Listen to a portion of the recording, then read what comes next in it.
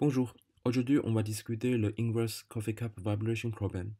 On va discuter la nature de la vibration, le son et la relation entre ceci et la forme géométrique de la tasse. On parle un peu de le phénomène.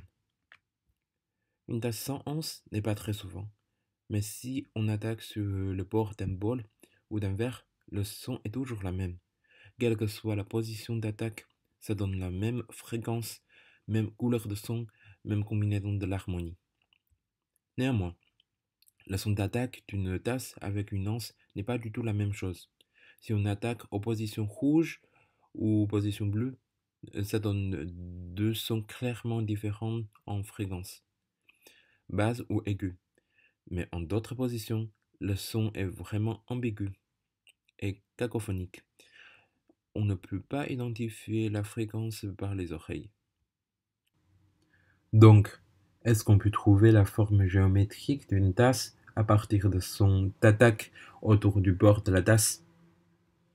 Nous commençons par la nature de vibration. Une tasse sans anse. La mode quadripolaire est le mode fondamental. Sa fréquence est ce qu'on entend et identifie.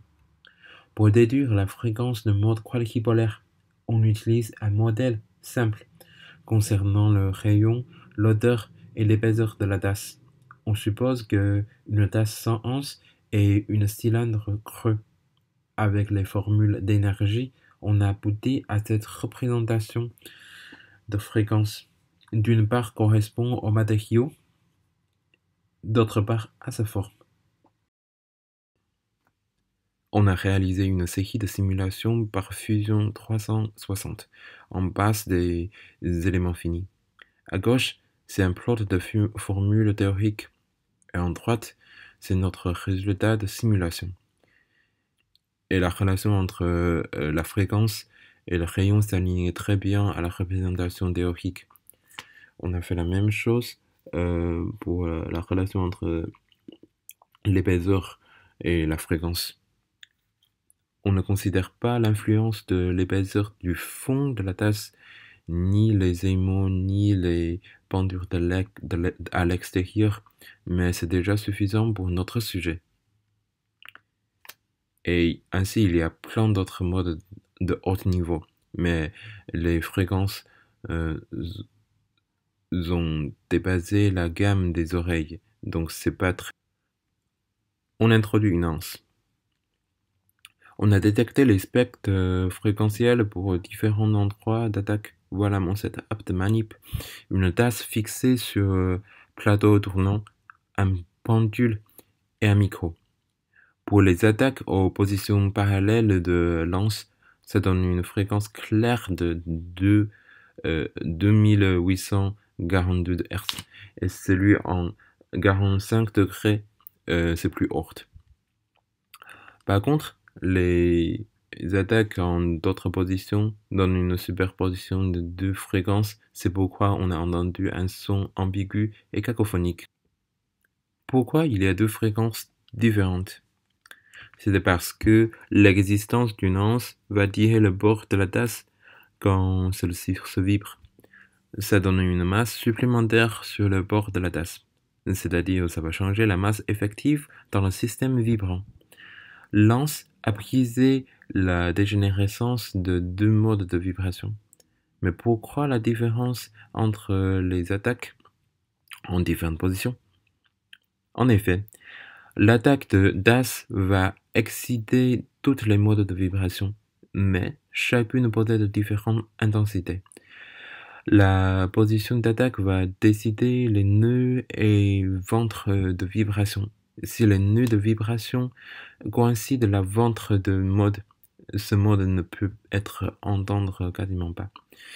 Il n'est pas très bien excité, mais excité quand même. En plus, les ventres dans la première mode sont les nœuds dans la deuxième mode. Les deux modes sont orthogonaux. À tout à l'heure, on suppose que les pics vers 3000 Hz correspondent au mode quadripolaire. Mais comment justifie ça? Et ainsi, dans le spectre, il y a énormément de pics. Qu'est-ce qu'ils correspondent? On va exploiter la directivité des modes. Le son est l'onde longitudinale propageant selon les directions des vents. Donc pour une attaque dans un endroit fixé, a priori, on peut détecter l'intensité en fonction de l'angle. La directivité se diffère entre les modes. Voilà mon setup de manipulation. En gros, la tasse et le pendule sont fixés sur un plateau tournant. On a fixé au-dessus aussi un micro de repère pour calibration. L'attaque est toujours exécutée en même endroit de la tasse. Le micro de détecteur se situe en 30 cm de distance, qui ne bouge jamais. On tourne le plateau en pas de 2 degrés. On attaque la tasse par le pendule contrôlé par solénoïdal et puis Arduino. Chaque fois, on enregistre le son par 2 micros en même temps. Notre système marche super bien. On voit que chaque fois, les comportements de signaux enregistrés par le repère sont quasiment les mêmes. On a très jolis résultats pour les deux modes quadripolaires, se diffèrent de 45 degrés. On peut identifier les trois modes hexapolaires aussi.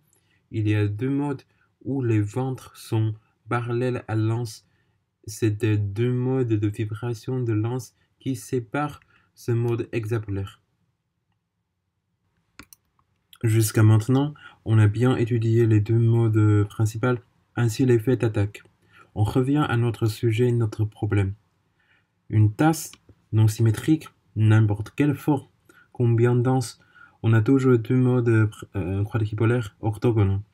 Les nœuds de l'un sont les ventres de l'autre. Et on peut bien détecter les fréquences. C'est la base. Malheureusement, même avec les informations hexapolaires, ces deux endroits sont équivalents et ces deux endroits sont équivalents. Mais une surprise donnée par le diagramme de détectivité. On a observé une diminution en position où il y a l'anse. Ici possède une plus grande masse locale, donc la vibration locale a une petite amplitude. Ainsi, avec la simulation, on a observé la même chose. Voilà, on a résolu le problème avec une anse. Pour les cas plus compliqués, on les étudie avec simulation. Par exemple, la tasse avec deux anses, les paramètres sont les mêmes que ceux de la tasse de notre manip. Avec l'aide de formules de fréquence, on trace la densité effective des deux modes en fonction de l'angle entre deux anses. Question directe. On a toujours une mode quadripolaire en parallèle au plan de symétrie. L'ajout de deux anses contribue leur masse effective ρ0 sur deux directions de mode. D'autre part, question l'inverse. Avec les fréquences qu'on a entendues, on peut déduire la densité effective des deux modes. En sachant le ρ0 et ρa, on peut calculer l'angle entre deux anses. Et ainsi, l'hypothèse de projection de masse s'explique pourquoi les deux modes orthogonaux se diffèrent de 45 degrés. On a déduit et vérifié la relation entre la fréquence et sa forme géométrique comme une cylindre creux d'une tasse. Ainsi, on a résolu le problème avec une anse et deux anses.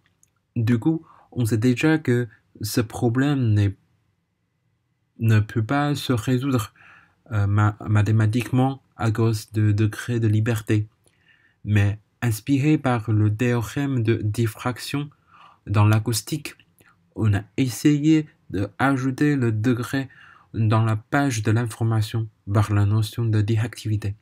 Mais comme on ne peut jamais enregistrer le son dans tout l'espace, on ne peut jamais remplir cet degré qu'on manque. Donc il y a toujours un problème de résolution, malheureusement.